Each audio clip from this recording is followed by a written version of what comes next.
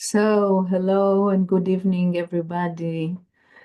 These days we are experiencing collective trauma that fills all aspects of life, we can say, and the ongoing sense of threat, uncertainty, and moral rupture deepens our feelings of insecurity and existential concern. Today, we are honored to welcome Gleice da Silva, who will guide us through a unique experience. Gleice is a curative educator and with a passion for travel, storytelling, people, dance, and anthroposophy. And she has been part of the Camphill movement for many years, earning her diploma in curative education through the Camphill Academy and an M.Ed from University in New England. Currently, she serves as a core faculty member at the Camphill Academy and is actively engaged in lecturing and working with curative stories worldwide. We deeply appreciate your contributing to the anthroposophical community in Israel. Thank you so much, Gleice. The stage is yours. Please. Thank you. It's like funny to hear all the stuff about you and you'll be like, ooh, is that me? Welcome everybody, and also thank you for inviting me to enter this space with you all. I'm always excited to work with curative stories, and I'm always glad to be invited to work with this because for me, I've done it for many years, but it feels like it's always the first time. And there is always a butterfly in my stomach of like, how are we gonna enter into this space, creative space together? So I'm just gonna give you a rundown a little bit of what we're gonna do today in these 2 hours. So I'm gonna read a verse first, which is a verse that Rudolf Steiner gave to the teachers in the speech and drama course. And I'm going to give a little bit of an introduction about who I am, the work that I do, the work with stories, and a little bit of the picture of trauma. Then I'm going to invite you all to write a story. And then that story is going to be work individually, but then you have an opportunity with a partner to share the story. Then we're going to have discussions about it. And hopefully somebody will be brave enough to share the story they wrote. I think this would be very important to hear 1 or 2 stories.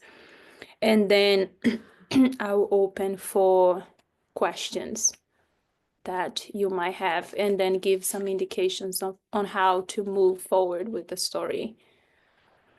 And from what I understood is that you will write the story in your language. Sense is for the genius language loci of the place where you're at. And so, yeah, so let's begin. I'm gonna read the verse. And as I say in the beginning, I have a little bit of a cold, so I'll be from time to time clearing my throat.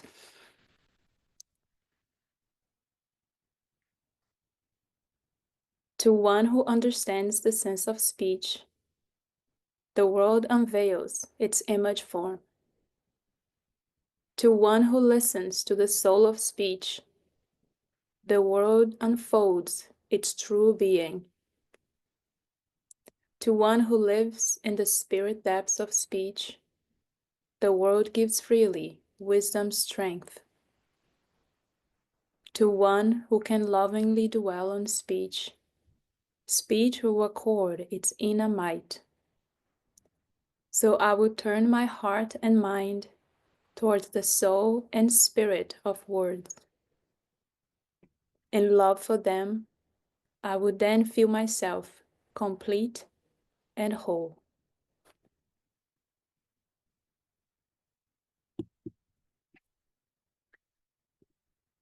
I can make that verse available later if that's desired.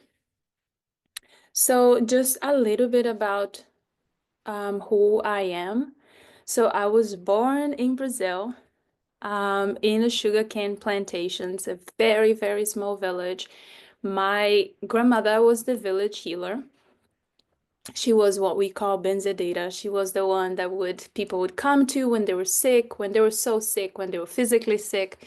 And I grew up at, in the shades of the trees that she would be meeting the people who would come for her.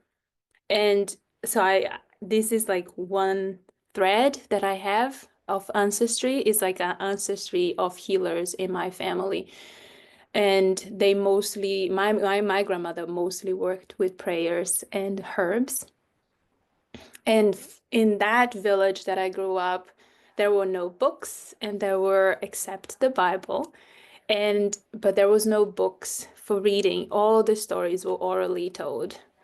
Very traditional, around the fire, elderly telling stories and passing, stories about ghosts, stories about those who died, stories about their lives.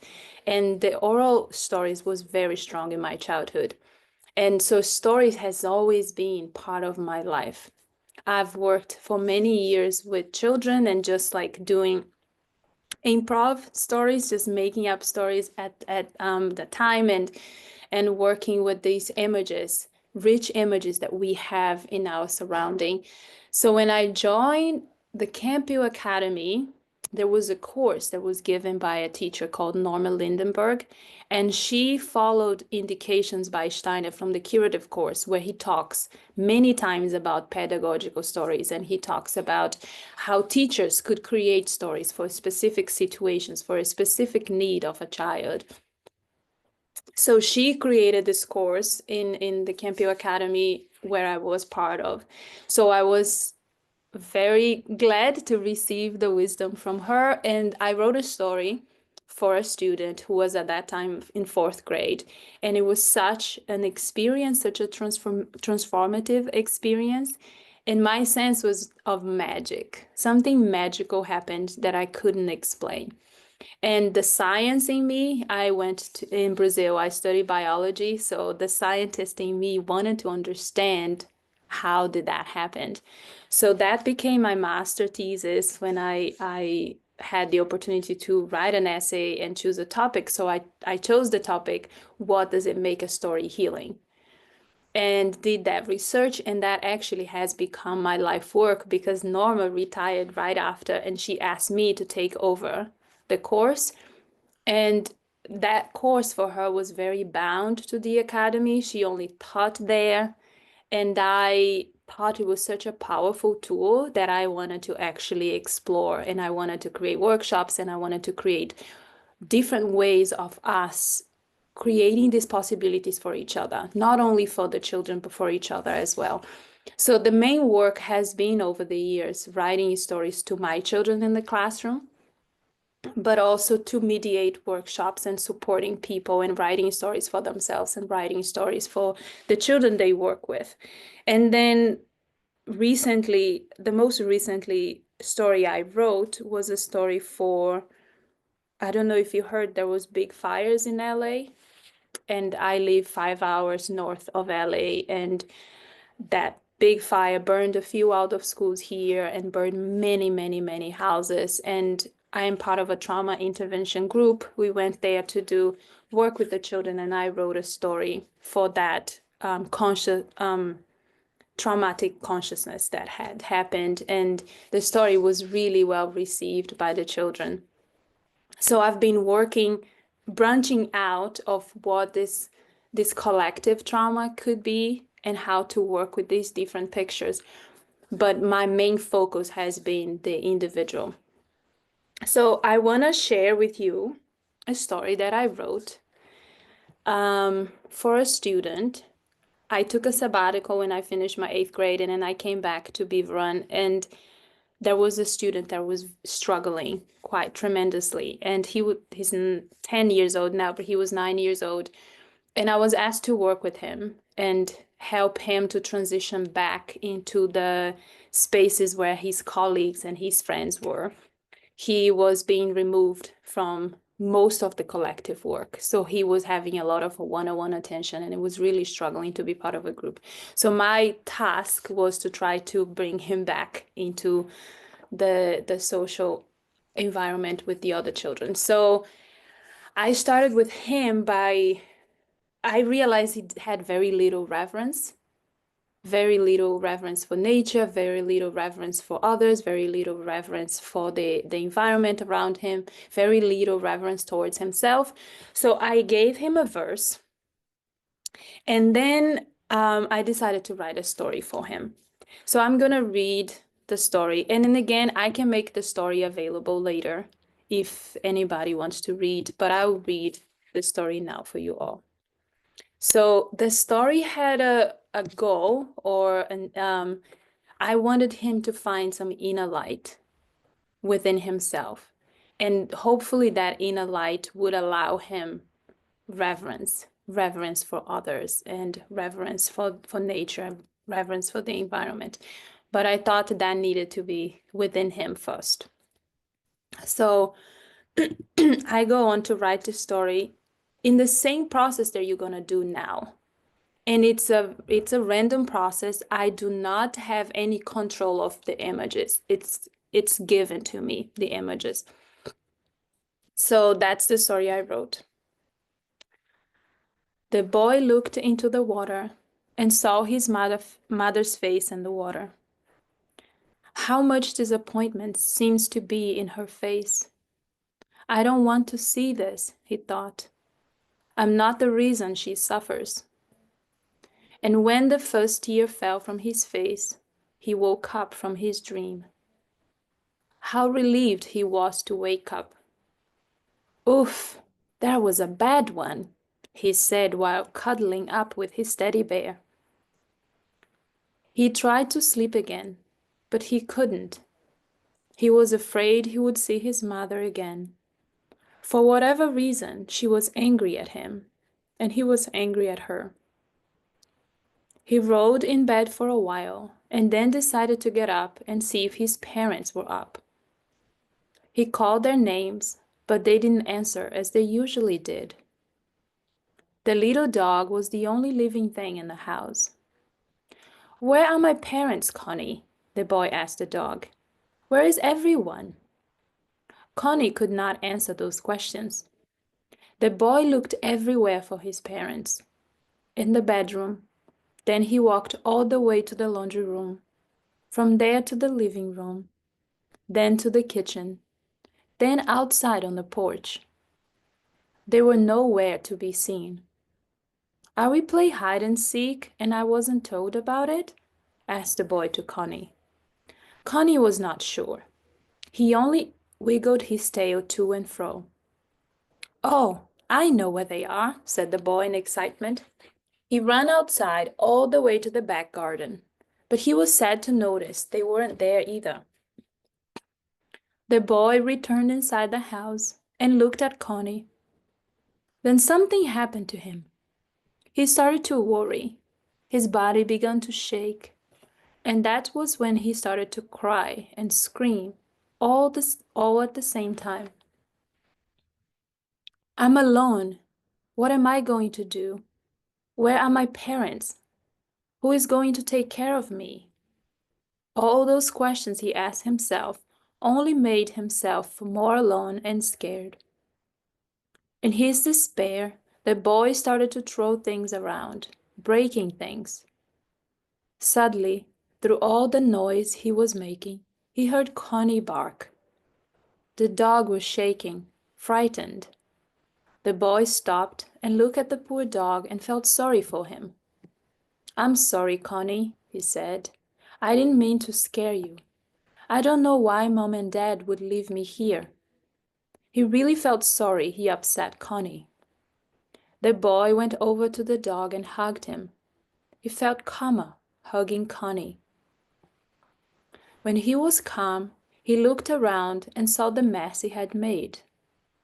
Among all the things he had broken, Mommy's favorite coffee mug was among them. He felt sorry for that too. The mug had a picture of them as a family at their favorite swimming spot. Oh, he loved swimming there so much. He thought about those fun times and was sad again. I wonder if I can fix the mug, he said to Connie. Connie barked like she was saying, "Try it." "What would I need to fix it?" he said while looking at the dog. Connie barked closer to a drawer where they kept paper glue. "I bet I can use that to mend it." He gathered all the pieces that belonged to the mug and began his fixing work. He spent a long time trying to match all the pieces together. There were so many pieces. He applied a lot of glue, but it was not sticking. "It is not working well, Connie," he said in frustration. Then he had another idea. The other day, his mother used tape to fix one of his toys. "I bet tape will work very well," he thought, more hopeful. The boy spent a long time working, putting the pieces of the mug together. He finally taped the pieces of the family picture. It is not the whole cup, but the most important part is done, though it is all taped. The boy took a good look at the picture and laughed. Connie was excited and seemed to be laughing as well. The boy was ready to start taping the rest of the missing pieces when he heard noises coming from outside. To his surprise, his parents walked through the door, and the boy ran to them as fast as he could. He hugged them tight, and between tears and smiles told them all that had happened, even the part about the scary dream, his fear of being left alone, and the mess he had made, which scared Connie. They listened to him attentively, and then apologized for leaving him all alone. "We thought you would just stay asleep. We were right by the vegetable garden," said his mother. "Oh, I forgot about the vegetable garden," said the boy, tapping on his forehead. The boy brought his parents over to the table counter and showed the pieces of the broken coffee mug. Feeling shame and remorse, he told his mother what had happened once more and apologized. His mother said gently, "My dear boy, I am happy you tried to fix it all by yourself. Our family picture looks great." "Well, but it's all taped. Funny looking. Broken," he said, shaking a little. "But we are all together, aren't we?" she added, looking at the picture. She looked at him and said with warmth, "My dear, sometimes things happen, and sometimes it is nobody's fault. You were afraid and thought we had left you. You thought you were all alone." She hugged him once more, and he felt calm and happy in her embrace. Then she whispered in his ears, "Do remember, I loved you yesterday. I love you today, and I will love you tomorrow and always." She kissed him on the forehead and sent him back to bed. But before she left, the boy said to her, "Mom, can we pray together?" She smiled at him and sat by his bed. They joined hands and prayed. "From my head to my feet, I am the image of God. From my heart to my hands, I feel the breath of God. When I speak with my mouth, I shall follow God's will. When I see and know God in my mother and father and all dear people, in animal and flower, in tree and stone, no fear shall I feel. Only love shall then fill me for all there is around me. Amen."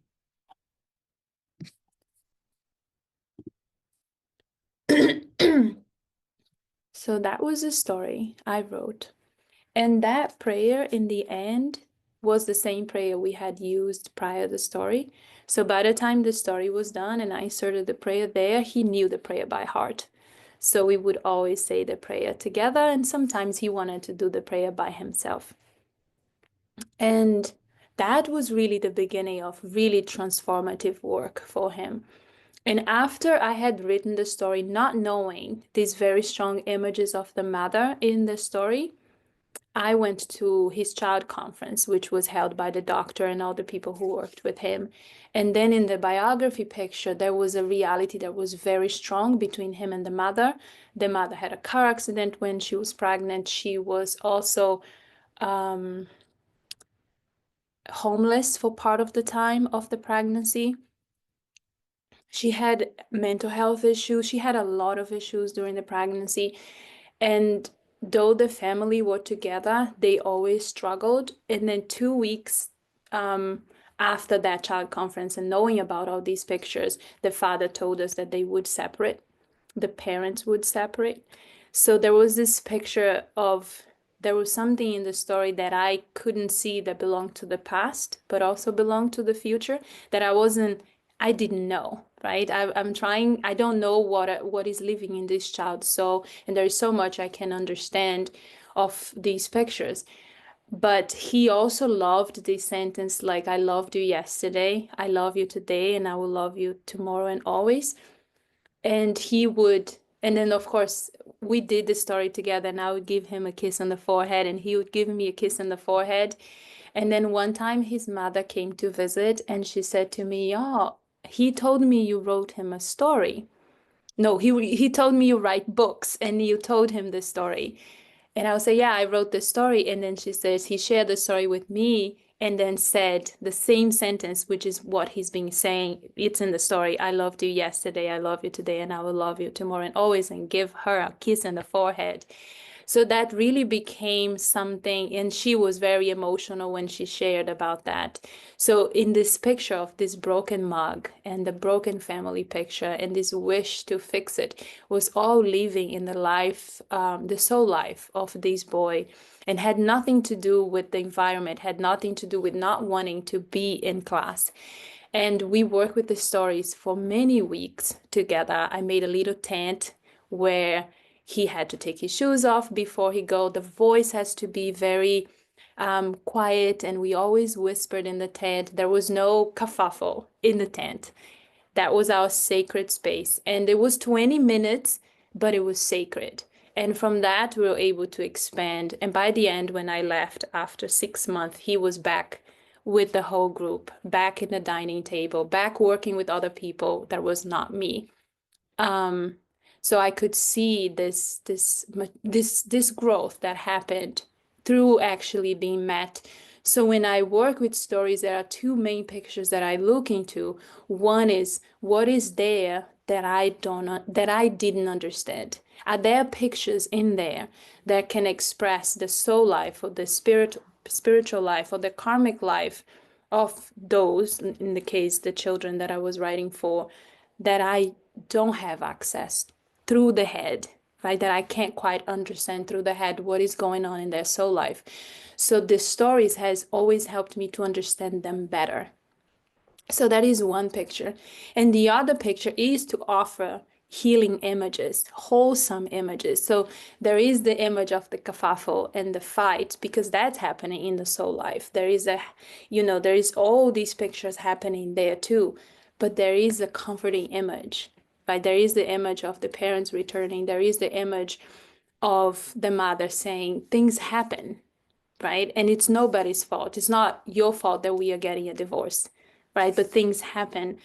But then also this reassurance of the love from the past, the present, and the future, that even if things happen, the love is going to be there. So those are two images that I find that are very substantial in stories. It helps me to understand what I wouldn't intellectually, but also gives healing images that I can work with. And then from there, expand. Like I had a story, I did expand into a tent, and I did expand into these sacred spaces that we are going through. And when, if he was getting overexcited, I would always remind him, remember, this is our sacred space. When we close the door, you can be loud and you can tell me these things in more excitement, but in here, this is sacred for us. So through those images, I was able to, expand the therapeutic approach for him. And so that's a little bit in this work of stories and the healing powers that I think there is. Another picture is that Steiner in the curative course also talks about, I don't know if you heard about the pedagogical law, right? So if I'm in the ego, wanted to work in the astral body of a child, or I have to work on my ego so I can be effective on the astral, or if there is weak life forces in the child, I have to work on my astral so I can make an impact on the etheric forces of the child. And then he says, if the difficulty is in the ego, and that pertains to the work we're going to do, which has to do with the biography of the individual, the biography of a country, the biography of a collective being, it is the spirit self that you ask for help. And he says, we don't have it yet, right? But he says, a being that does have is the genius of language. The genius of language is in that realm of the spirit self that we can ask for help and we can call on to support us to work on this disruption, this breakage of a biography, which has to do with the image of the ego. And that's what we're going to try to do, like in this biography of this collective trauma. We're going to call on the help of the genius of language to do these processes. And I think another thing I wanted to add before we started working is in this picture of trauma, if there is a disruption in movement, if there is a disruption in breathing, if there is a disruption in relationships, because those are strongly affected by a trauma, language brings movement. Language brings imagination. It brings hope. It brings an image of what it could be. It brings images that myself, I might not be able to be there yet or transform yet, but I'm giving those pictures of transformation. I'm giving pictures of identification, especially in the beginning when usually in the story you're describing the pain, right? You're going down in the pain, which was in that story of the boy, it was seeing the picture of his mother in the water, right? He looks in the water and he sees she's angry. There's something there at the beginning of it. And then he wakes up from a dream, but it's living. There is a reality to this picture. So in this traumatic experience of frozenness, of lack of movement, I believe stories bring a lot of movement. And I had that very clear when I was in LA and telling the stories to the children and how they want to draw pictures about it and how they want to tell their teachers about the story that they heard, because there is hope in it. And hopefully that will work from the cosmos within as healing images. So now that I've told you all this, and if you have questions, hold on to them so we can talk about it at the end. Now we're gonna write a story. So we're gonna go through a process together. And how we're gonna do this? First, I'm gonna guide you through a meditation, not really a meditation, just a mindfulness so we can be more present. And I'm gonna guide you through this mindfulness. And then when you come back from this mindfulness, I'm gonna give you prompts. So all this story is gonna be written through prompts.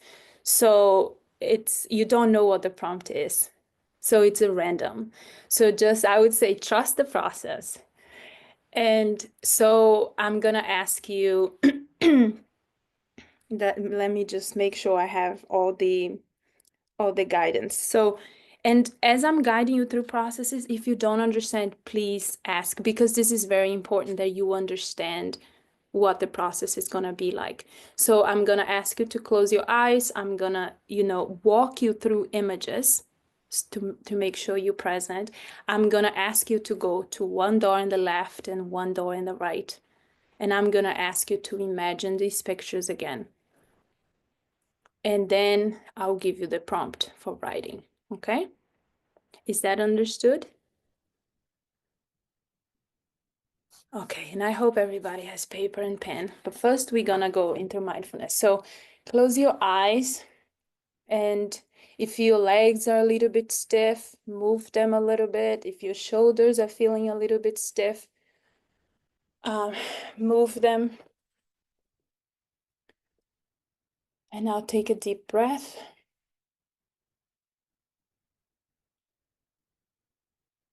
And take another deep breath.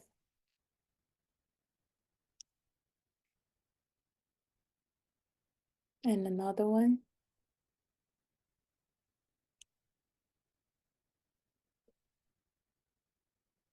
And so now you were standing with your eyes closed. You're standing in front of a door. The door is very small. It goes as high as your knees.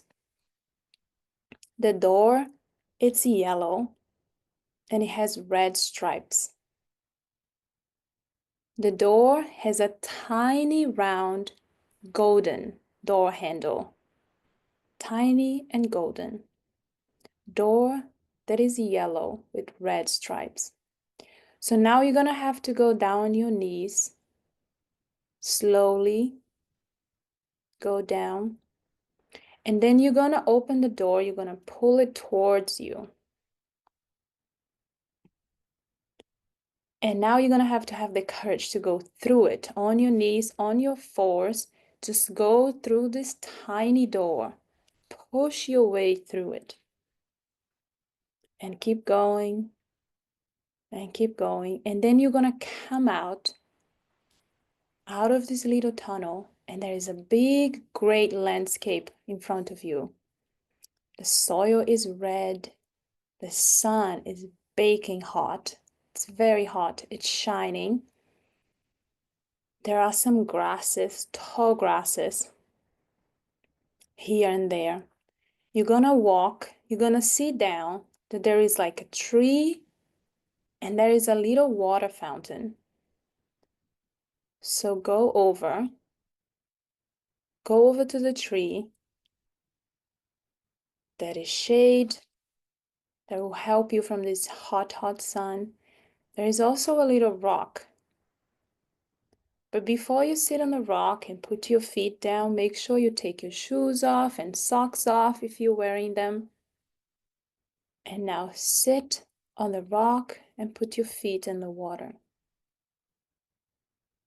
And experience the coolness of the water. Your forehead is sweating, you're super hot, but your feet is cool, touching this water.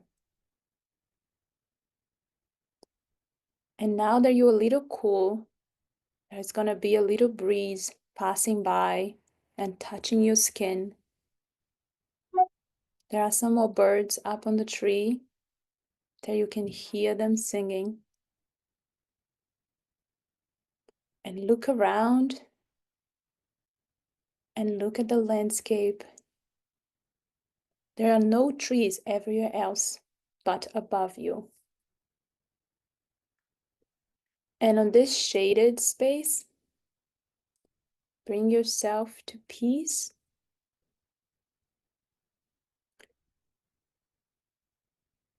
And ask for guidance. There you can find healing images for the collective trauma your country is experiencing, your people is experiencing.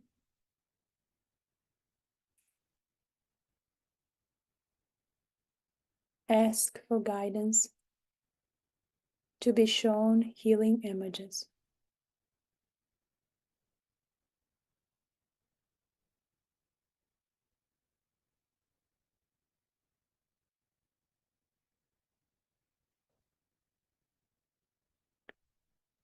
And now, while you're in this landscape, it's time to go. So you're gonna remove your feet from the water. You're gonna put your socks and your shoes back on if you're wearing them.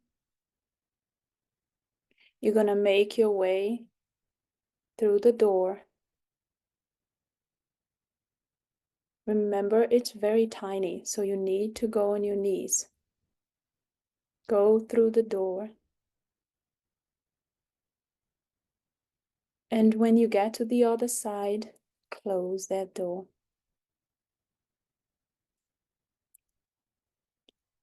Now you're gonna turn the other way.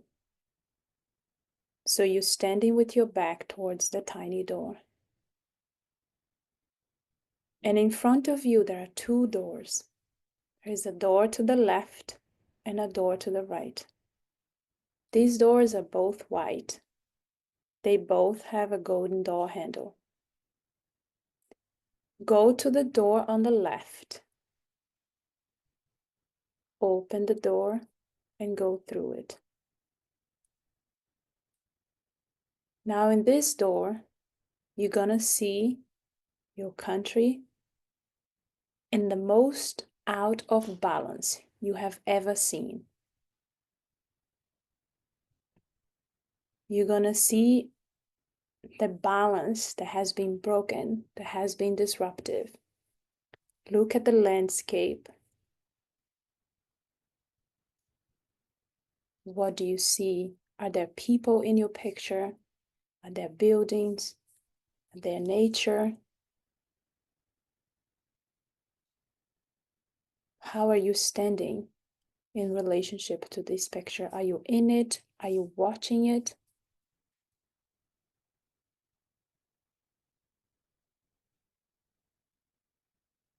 What are the smells, the sounds?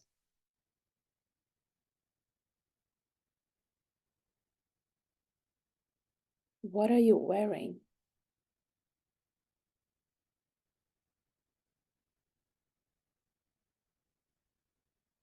Now hold this picture of out of balance and disruption. Bow and say thank you for these images to appear to you. And walk back to the door and shut the door.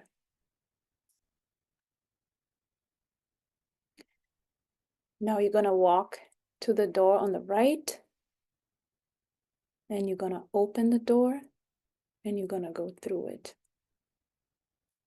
And in this door, you're gonna see your country, the collective group, in the most balanced version of themselves, of itself. What does it look like?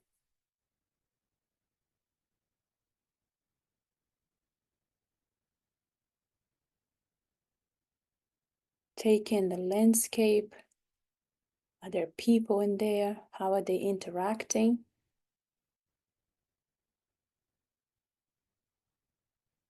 How is nature? How are you part of the picture?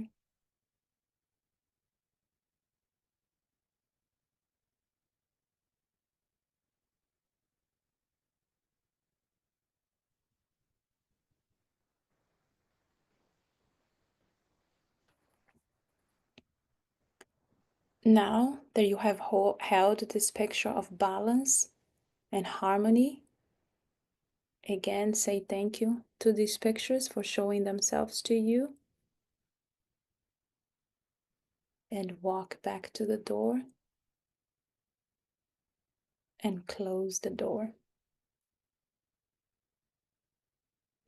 And now you're still in this in-between space. You have seen the door on the left and the door on the right.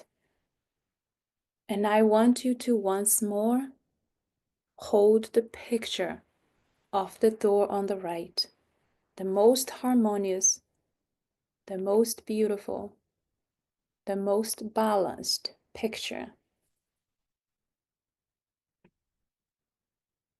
And within that, I want you to think of a number from 1 to 15.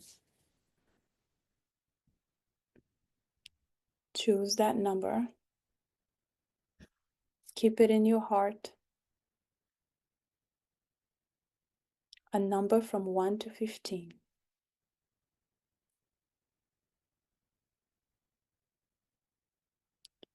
And now take a deep breath.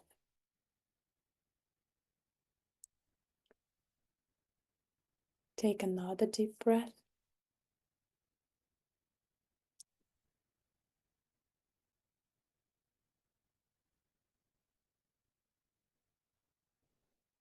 And when you're ready, open your eyes and write that number on the top of your page.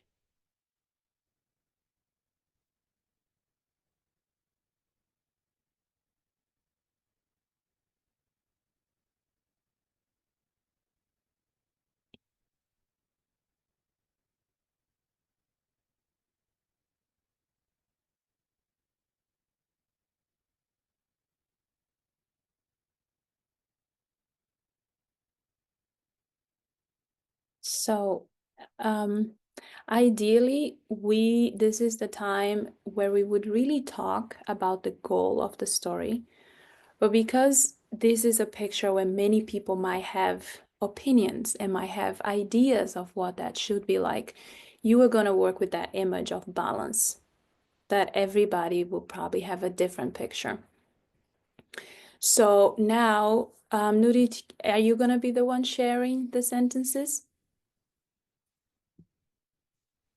Eyal will share it.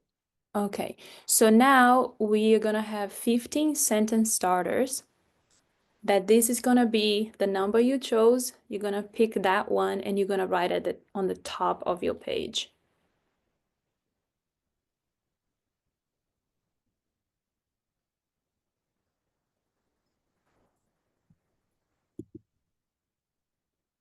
And if you want, you can probably put it in the chat too, so people can open themselves, because then they can see all of it.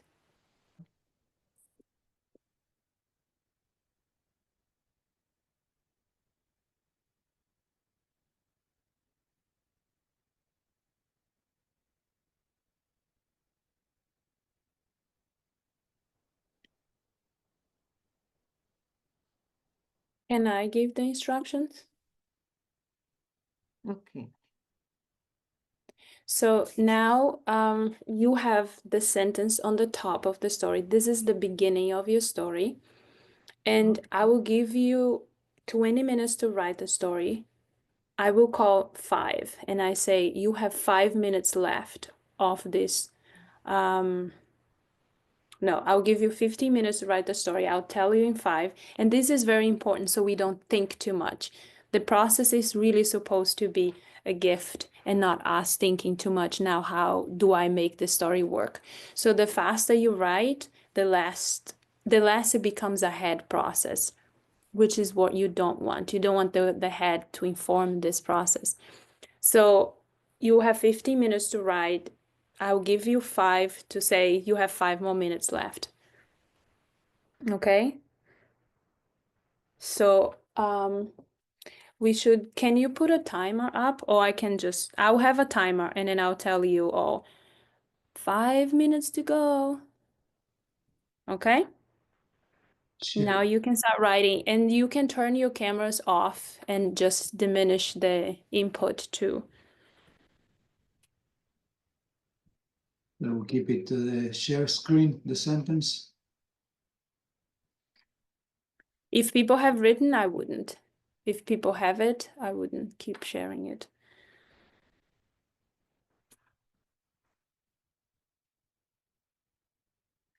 Just make sure everybody understands the instruction. כולם הבינו את ההנחיות? Laura, you want to ask something? Yes, just to make it clear. So we're going to write a story about the image that we saw, the harmonious image we saw, and we're going to start the story with that sentence from the list. Yes. So the harmonious picture that you saw, it's really to hold as a goal, right? To hold it in your heart. This is the wish, is to see it wholesome and balanced and harmonious, so that you hold it in your heart. And then you get the sentence, put it at the top of the page, and just start writing. Yeah? Thanks. Mm-hmm.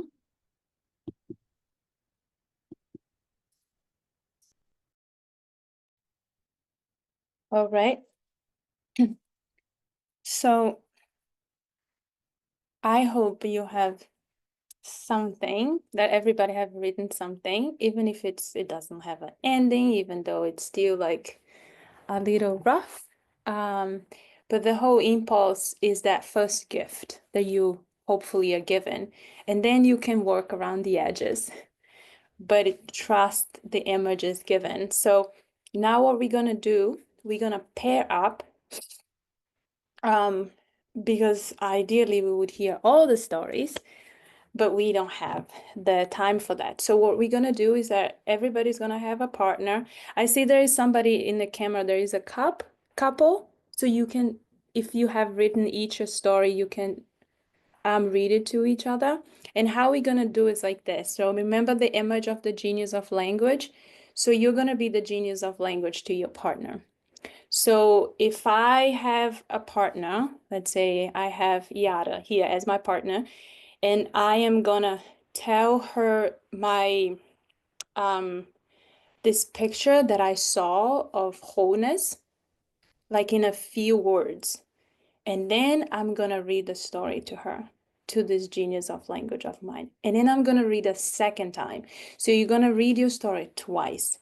And then if there are images that you feel like stand out, you can share about those images. And then you're gonna switch. And really try at this moment to avoid criticism, to avoid like, oh, I don't think this is right, or any of this. Just like hold these pictures. And then your partner will do the same thing. Your partner will share the picture of wholeness and harmony that they saw on at the door to the right. And then they're gonna read the story once, read the story a second time, and then you can have a conversation about it. Okay, so because I know the stories are short, I'm gonna give 20 minutes for the whole. So 10 minutes for each partner, okay? And we are gonna, be placed in partnerships now, randomly, except for the couple who is together. Okay. Everybody back now? Yeah, I think so. No. Yes? Yes. Yes, everybody look. Yes, everybody's back.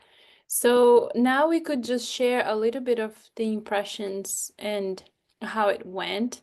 How was it to listen to somebody else's story? How was it to read your story?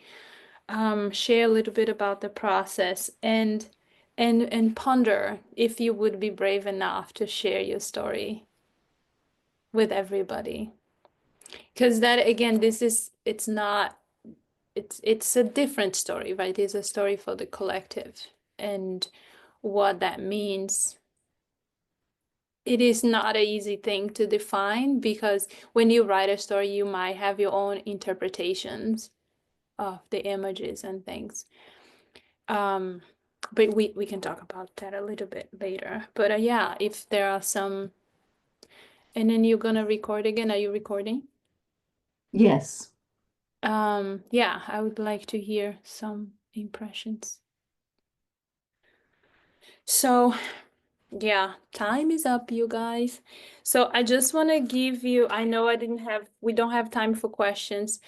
But Nurit has my email. If you have things that you would like to know, you can email me. You can arrange a Zoom call with me. I'm available and flexible. Always happy to talk about stories. But just to give you a little bit of a picture of what we were talking about briefly. So now there is a bit of a danger when you write a story, which is you have reached into darkness, right? You have tried to find a goal, and then you have to read these images and interpret these images that we were given. And that is a trickiest thing, because again, as I asked you not to use your head to write the story, it is with the head that we try to understand. If we are too quick into make assumptions or making understandings about the stories, you can miss the point. You can, I wouldn't say create harm, but you have to be very careful on how you interpret. You have to be sure of what you wrote the story for, and hold those pictures. And I know there is archetypal images, that appears, like the mountains, archetypal picture. I go to the heavens to look for wisdom, right? I go down the mountain. I go within myself to look for wisdom. There is different archetypal pictures. There are the image of the collective trauma, which is a being in itself. And then there is me in this collective trauma. And me and the being of the collective trauma have a biography. I have a biography. There are archetypal images for the human. There are archetypal images for the being. There are archetypal images for world development. We know that from, you know, from the work in anthroposophy. But it can become tricky when you mix them up. So we wrote a story with the collective trauma in mind, unless you have written a story thinking about your own trauma.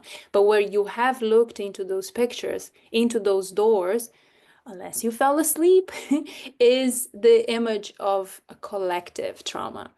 And I would say, don't be too quick to put yourself in it. I would say rather read these stories once or twice, hopefully better in the evening, like before you go to sleep.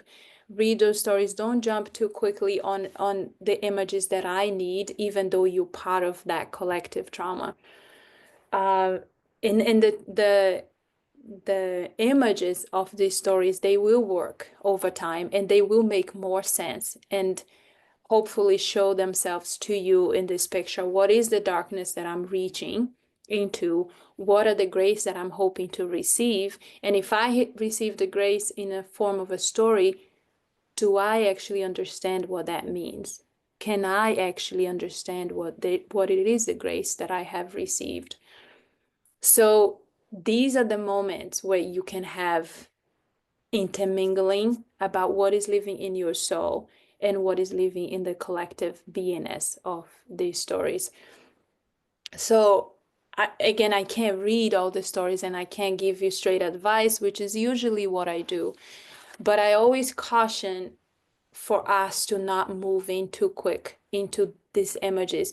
Sometimes you write a story for somebody else, but you see yourself in it. And I always say, stay with the person that you wrote for and don't put yourself, even though there are archetypal images in the stories too, right? All the sentences that I gave to you, these are threshold sentences. You can go here, you can go there, and you have to make a choice. And this is where we at. We are always in these threshold moments where I have to make a choice. And this is what these sentences do. And that it doesn't matter if it's the fox or if it's a woman in the forest, right? These are our threshold moments where I am now and where I am in this collective trauma, I am in a threshold moment. I'm seeking for right or left. I'm seeking for go forward or go backwards. I'm seeking for these decisions or the courage to sit and be with these pictures. So I would say live with it a bit longer and really try to detach yourself from it at first. Because it is human nature. This is what we want to do first and foremost. But it might not be the picture that you wanted or you needed because that's not where you might have asked for. Like if I didn't ask for a picture for myself, but I think I got it, I would be more cautious with that. Let's see. I was just writing down, some stuff that I have written.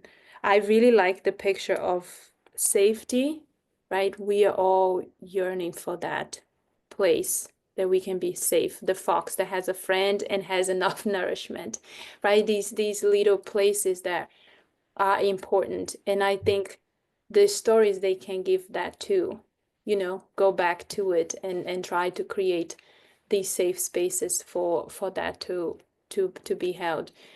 And if you want, you can use the same method to write a story for yourself.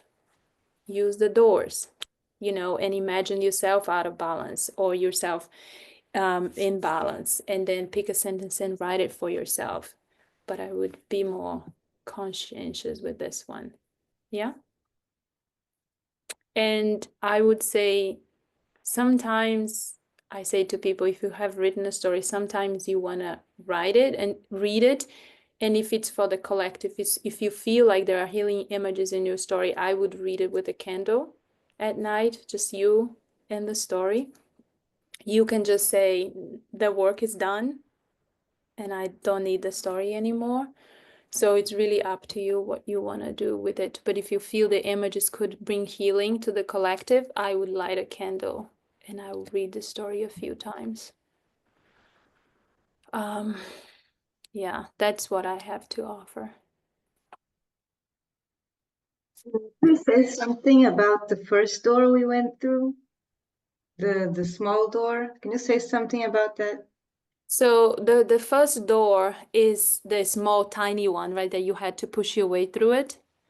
So because when we are doing these exercises, we are very much into the matter. I try to create imagination to move ourselves from the mind, from the day-to-day life, from the, you know, the stuff that keep coming in. And the more details I give in this meditation, like the yellow with the red stripe and the more you can be present to my voice and to what I'm saying. So it's just really, for me, it's a way to create a safe space for you. And then you go through it, right? So the door it's creating this space where you can go through to another space that is not this earthly head thing that we so quickly want to jump into. So then you can experience a little bit of, you know, the warmth, but then the coolness of the water. So you can be in that space of, from there, something else can come about. Yeah. We say to activate the forces of the heart. Can I ask another question, please? Yeah. So it's regarding what you just said about the door. And so do you ever come up with stories without going to that space? Just because you're, say, you're driving, Yeah. you're doing some housework, and it just all of a sudden you have this fountain of creativity and things just all fall in place and you have a story. So do you have this, and do you value this story as a healing story, even though you didn't go through that meditation process? Oh, no, you do. I think the meditation is always necessary, because even if you're having a moment in the car, it probably comes from a wish, a longing to make something whole or to bring something to balance. The last story I wrote for the LA fires, it was just, I had to sit with the story for weeks and think, what are the trigger words that could be in there? What is the image of fire and ego, right? That has been destroyed, that is destroying and being destroyed by these ego forces. What could that be represented in the story? And then it had 4 animals, which represented the fourfold. And I can't participate in these creative processes in a very intentional. I use the sentences because when I do workshop, many people say I can't write a story, right? Because if I would think a story, I can't think a story. But the story can be thought, but the space needs to always be there. The wish to make a whole always needs to be there. So I would say if there is a picture that comes in the cars, because there is already a wish or a meditation, right? And this process with the sentences, I always say you need to meditate. You need to be in a certain space to be able to use a random sentence. Otherwise, it's not going to come. The magic is not in the sentence, it's in the space we create together, right? To make whole. But the sentences help people to not think, I can't write a story. Yeah. Who is the writer? Yeah, everybody can write a story, but sometimes the head says we can't. Yeah. And there's no such a thing as bad story, believe me. I am sure all the stories you wrote has like deep images in it. So trust what has been given. Yeah. So thank you all so very much. If you Thank you. have any questions for me, you can send them to Nurit or can send me an email. I'm always happy to, to interact with people. Can you about send stuff. the meditation? Can you write it down somewhere? Yes, I can send them to Nurit as well. And the story, if you want to read it a little bit, the story that I wrote for the boy. Love. And and I trust that you have, sensitivity to what I'm gonna be sending to you. Thank you very much. much. Thank you very Thank much. you Thank so you much. very, very much. Yeah, Interesting. special and inspiring. Yeah.